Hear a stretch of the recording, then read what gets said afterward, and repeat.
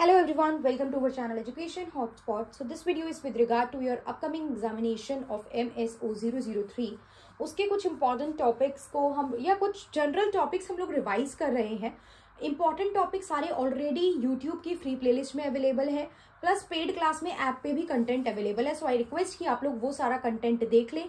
Playlist available है, आप या फिर MSO 003 एजुकेशन हॉटस्पॉट डालेंगे, आपको जो MSO 003 से रिलेटेड जितनी भी इन एंड आउट वीडियोस हैं, you will get all the videos. तो मैं रिक्वेस्ट करूंगी कि आप पहले वो वीडियोस को फोकस करें. यहाँ पे मैं बहुत शॉर्ट में टॉपिक को रिवाइज करा रही हूँ.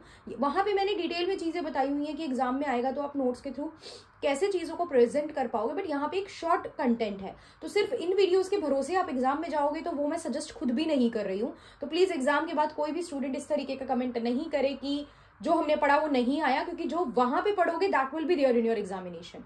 जैसे MSO 001 में सारे क्वेश्चंस पढ़े हुए थे, ऑल द 10 क्वेश्चन. कोई भी एक क्वेश्चन में ये क्लेम नहीं कर सकती कि एग्जाम मतलब जो हमने नहीं पढ़ा और वो पेपर में था. सारे क्वेश्चन कवर थे यूट्यूब प्लेलिस्ट में, पेड क्लासेस में, हर जगह अगर कंबाइन करके देखे तो सब टॉपिक हमने पढ़े हुए थे.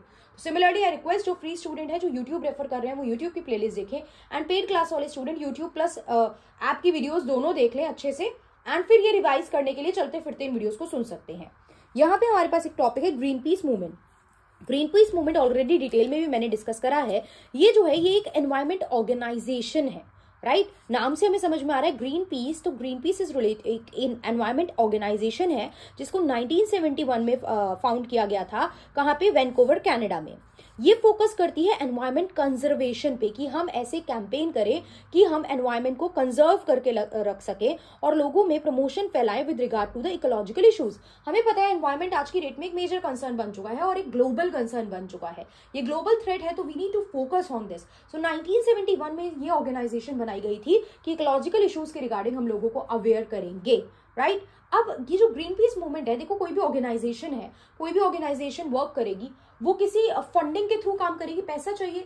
तो ये जो ग्रीन पीस ऑर्गेनाइजेशन है ये किसी भी पॉलिटिकल पार्टी, गवर्नमेंट से फंडिंग नहीं लेती है, किसी भी कॉर्पोरेट मतलब कंपनी, बिजनेसमैन वगैरह से फंडिंग नहीं लेती है. रीजन बीइंग कि इन्फ्लुएंस, भाई जिससे पैसा ले रहे हो, फिर अगर वो आप पे कोई प्रेशर डालेगा तो कहीं ना कहीं आपका डिसीजन इन्फ्लुएंस हो जाता है. सो दैट्स वाई ये इंडिविजुअल लेवल पे मनी एक्सेप्ट करते हैं, डोनेशन एक्सेप्ट करते हैं. ये किसी पॉलिटिकल पार्टी, गवर्नमेंट या फिर कॉर्पोरेशन से पैसा नहीं लेते हैं. ये चीज भी आप अपने आंसर में प्रेजेंट कर सकते हैं कि फंडिंग कहाँ से इनकी रेज होती है. ऑब्जेक्टिव मैंने सिर्फ नाम लिखा है, ऑब्जेक्टिव का हेडिंग्स है, आप एग्जाम में इनको डिटेल में एक्सप्लेन करोगे. आई होप बहुत जनरल चीजें हैं, आप इनको डिटेल में एक्सप्लेन कर पाओगे. डिटेल वीडियो ऑलरेडी अवेलेबल है, वरना वो भी देख लो. यहाँ मैं बहुत शॉर्ट में करा रही हूँ कि नेचर को प्रोटेक्ट करना इनका काम है. क्लाइमेट में जो चेंज आ रहा है उसको कॉम्बैट करना. With passage of time we are seeing कि क्लाइमेट में बहुत ज्यादा चेंज आ रहा है. लाइक आप देख रहे हो मेल्टिंग ऑफ द ग्लेशियर्स और बहुत सारी ऐसी चीजें हैं जो क्लाइमेट में चेंज हो रही है due to the green house gases emission, depletion of the ozone. All the things are happening. और ये सिर्फ किसी एक कंट्री का कंसर्न नहीं है, ये सिर्फ एक कंट्री का एनवायरमेंट इशू नहीं है, ये ओवरऑल ग्लोबल इशू है. तो इस क्लाइमेट चेंज को भी डील करना है आपको. फिर पोल्यूशन को एलिमिनेट करने पे फोकस करना है आपको. यू शुड ट्राई कि डिफरेंट टाइप के जो पोल्यूशन होते हैं, एयर, वाटर, नॉइज पोल्यूशन, उनको आप एलिमिनेट करोगे. देन यू शुड फोकस कि आप डिफॉरेस्टेशन को एंड करो. डिफॉरेस्टेशन का मतलब हमें पता है मासिव कटिंग ऑफ ट्रीज. जब मासिव नंबर पे पेड़ों को काटा जा रहा है तो वो डिफॉरेस्टेशन, और उससे बहुत सारे उसके जो कॉन्सिक्वेंसेज है वो काफी नेगेटिव हो सकते हैं. तो हमें उसको खत्म करने पे फोकस करना है. प्लस हमें सस्टेनेबल प्रैक्टिसेस को लेके चलना है. मतलब कि जो हमारा एनवायरमेंट है वो सस्टेनेबल रहे. सस्टेनेबल का मतलब आप सबको पता है, सस्टेनेबल डेवलपमेंट टॉपिक भी आप MSO 003 के लिए प्रिपेयर करके जाओगे कि इस तरीके से हम रिसोर्सेज को यूज करें सो दैट वो एक्सप्लॉइट होके खत्म ना हो जाए, वो आने वाली जनरेशंस के लिए भी मतलब सेव रहे, right. So this is about Greenpeace movement. फटाफट से नेक्स्ट देख लेते हैं. ICT revolution in India. You know the meaning of ICT, information and communication technology.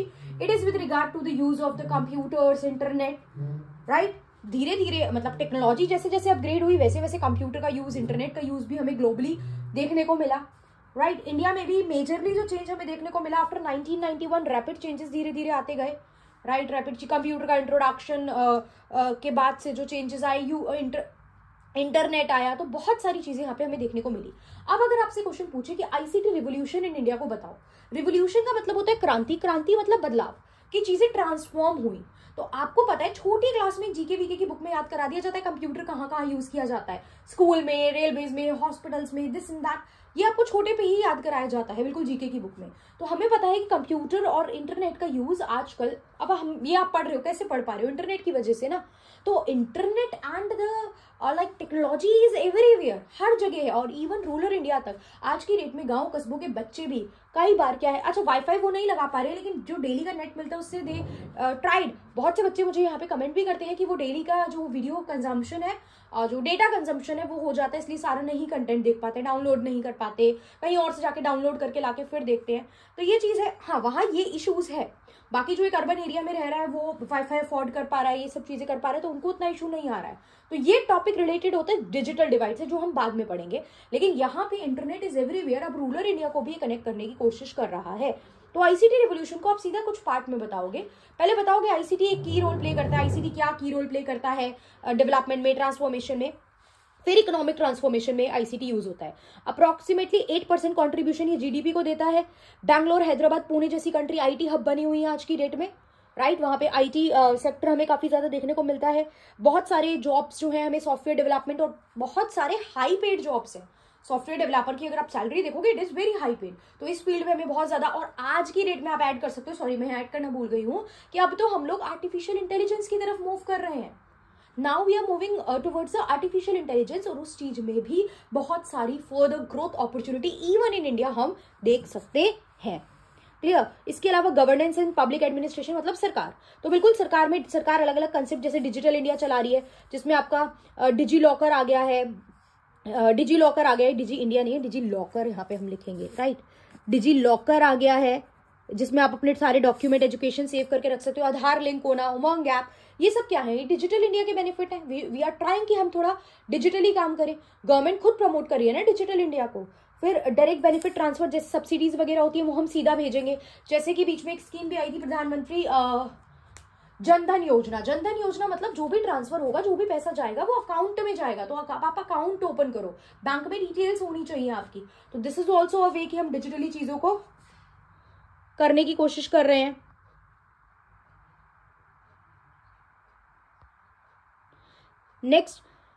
Next we have smart cities mission.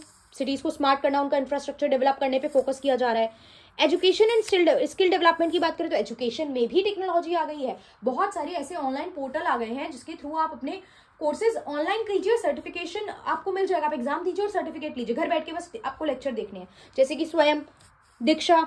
Online education जो है कोविड-19 के time पे हमने देखा कैसे रिलेवेंस फॉर्म में हमें देखने को मिली, और उसके बाद ऑनलाइन, अब आज की डेट में देखो पोल्यूशन की वजह से दिल्ली जैसी प्लेस पे छुट्टी हुई तो ऑनलाइन क्लासेस शिफ्ट कर दी गई। तो अब एक ऑप्शन सोल्यूशन भी मिल गया इस चीज में, एजुकेशन भी ऑनलाइन, और हायर लेवल पे तो बिल्कुल ऑनलाइन चीजें हमें देखने को मिलती ही हैं। क्लियर। उसके बाद हमारे पास यहाँ पे है आपका ऑनलाइन एजुकेशन हो गया। प्राइवेट एडटेक कंपनियां बहुत सी, जैसे आप ये देखो ना, अब फिजिक्स वाला है आपका, एंड बायजूस है, अनअकैडमी है, they are all the private edtech company. तो they are also like online ही तो कोर्स ऑफर, हालांकि धीरे धीरे ऑफलाइन भी खोल दिए हैं, बट इनिशियली जब ये आए थे तो ये मेजर इनका फोकस ऑनलाइन पे ही तो था चीजों पे, राइट। तो ये चीज भी हमें देखने को मिल रही है एजुकेशन फील्ड में। सोशल एंड कल्चरल इम्पैक्ट भी देखने को मिलता है सोशल लेवल पे भी, लाइक हम रूरल इंडिया को भी इंटरनेट से कनेक्ट करने की कोशिश कर रहे हैं। बहुत सारे सोशल मीडिया प्लेटफॉर्म आज की डेट में आपके लिए एक मतलब एक प्लेटफॉर्म ही बन गया है कि आप अपने व्यू पॉइंट रख सको, आप एक कनेक्टिविटी बना सको, like WhatsApp, Twitter, Instagram, there are so many things social media पे, फेसबुक वगैरह, ये सारी चीजें क्या है यार, सोशल कनेक्टिविटी बनाने में हेल्प कर रही है, कम्युनिटीज बिल्डअप करने में हेल्प कर रही है। सो दिस इज द थिंग, और ग्लोबली कनेक्ट हो पा रहे हो आप इनके थ्रू, ठीक है। हेल्थ केयर एंड मेडिसिन में भी हमें देखने को मिलता है, जैसे आयुष्मान भारत स्कीम आई थी, आयुष्मान भारत के थ्रू आप अपने आप को रजिस्टर कराओगे and you will get the health benefit, right. Digital mission है, टेलीमेडिसिन का आयुष्मान भारत डिजिटल मिशन था, टेलीमेडिसिन का कंसेप्ट आ चुका है। तो health care and medicine sector में भी हमें आईसीटी का एक मेजर रोल और ट्रांसफॉर्मेशन देखने को मिल रहा है। प्लस एग्रीकल्चर में भी ई नैम जैसे कंसेप्ट, नैम यहाँ पे फुल फॉर्म है नेशनल एग्रीकल्चर मार्केट। अब बहुत डिटेल में ई नैम पॉलिसी नहीं जाननी है आपको, but you can code the example, आप एग्जाम्पल कोड कर सकते हो सो दैट एग्जामिनर को पता चल जाए कि हाँ इस बच्चे को थोड़ा डिटेल नॉलेज है, इस बच्चे को पता है डाइवर्सिफाइड टॉपिक के बारे में। तो ये सारी चीजें कहीं ना कहीं डिजिटल और टेक्नोलॉजी से कनेक्टेड हमें देखने को मिलती हैं। फिर कम्युनिकेशन में भी हमें देखने को मिलता है, आज कम्युनिकेशन इज व्हाट, मैं अभी आपसे कम्युनिकेट ही तो कर रही हूँ एक वे में, आप अपनी बात मुझ तक पहुंचाते ही तो हो, यहाँ पे कमेंट करके, या हम लोग ऐप पे आप लोग मैसेज कर रहे हो, व्हाट्सएप पे आप मैसेज कर रहे हो, तो ये क्या है, ये कम्युनिकेशन का वे है। तो कम्युनिकेशन में भी आज की डेट में यू कैन, मतलब आप यहाँ बैठ के, आप बाहर की किसी कंट्री में, कितनी दूर आपसे कोई है, अलग टाइम जोन में, आप उससे कम्युनिकेट कर सकते हो, राइट। सो इंटरनेट की वजह से, आईसीटी की वजह से ओवरऑल हम बोलते हैं आपका कम्युनिकेशन भी आसान हो गया है। आप एक बॉर्डरलेस कम्युनिटी, बॉर्डरलेस कॉन्टैक्ट जो है हम कर पा रहे हैं। Why? Because of the ICT. अब इसमें कुछ इश्यूज भी आते हैं जब आप आईसीटी की बात करते हो। अगला टॉपिक डिजिटल डिवाइड है, यहाँ पे लिखा हुआ है, वो हम करेंगे नेक्स्ट वीडियो में। तो इससे डिजिटल डिवाइड होता है वो मैं अगला डिटेल में समझाऊंगी। प्लस जब आप ऑनलाइन बहुत ज्यादा रिलाई कर रहे हो तो साइबर सिक्योरिटी थ्रेट बहुत ज्यादा हमें देखने को मिल सकते हैं, राइट। साइबर सिक्योरिटी थ्रेट एक मेजर इशू है। जैसे अभी पेजर अटैक आपने सुना होगा, राइट, मतलब not in India, pager attack सुना होगा, तो वो क्या है? ये सब cyber security threat kind of चीजें हैं। स्किल गैप आ जाता है, कुछ लोग जिनके पास अफोर्डेबिलिटी है, जो सीख गए, वो और ऊपर जा रहे हैं, और जिनके पास नहीं है वो और पिछड़ते जा रहे हैं इस कॉम्पिटिटिव वर्ल्ड और डिजिटल वर्ल्ड में। और इसके अलावा इंफ्रास्ट्रक्चर इशू भी आता है कि उसको किस तरीके से लोगों तक पहुंचाएं। पहली बात तो देखो, लोगों के घर में कंप्यूटर कनेक्टिविटी ही, इंडिया की बात करूं तो नहीं पहुंच पा रही है। फिर इंटरनेट कनेक्टिविटी वहां तक पहुंचाना, तो कई बार इंफ्रास्ट्रक्चर इशू भी एक चैलेंज की तरह वर्क करता है इस आईसीटी से रिलेटेड। तो आईसीटी के चैलेंज पूछे भी, अलग से भी पूछे जा सकते हैं, तो भी आप बेसिक बता के इन चैलेंजेस को हाईलाइट करोगे। क्लियर? आई होप ये टॉपिक क्लियर है। Green peas movement and ICT हमने देखा। अगला टॉपिक आपको दिख रहा है यहाँ पे नाम, अगली वीडियो में हम डिजिटल डिवाइड और एक टॉपिक और लेंगे। और ये सिर्फ रिवीजन है। जो बच्चा यहाँ तक पहुंचा इसका मतलब वो एग्जाम देने वाला है, वो सिंसियर बच्चा है। तो मैं रिक्वेस्ट बार बार कर रही हूँ, बाद में आपकी गलती है, मेरी बिल्कुल गलती नहीं रहेगी। मैं अपने ऊपर उस गलती को नहीं लूंगी कि आप प्लीज पुरानी वीडियोस देखिए। पेड क्लास के स्टूडेंट है तो प्लीज आपकी वीडियोस वो नोट्स फॉलो कीजिए, और यूट्यूब भी देखिए, और फिर ये फास्ट ट्रैक वीडियोस एक बार आप सुन लीजिए। क्लियर? और मैं मान रही हूँ अब तक आप लोगों ने कुछ कंटेंट देख ही लिया होगा, ऐसा नहीं है कि बिल्कुल आज ही शुरू कर रहे हो। सो या that's all for this. Thank you everyone, see you in the next video.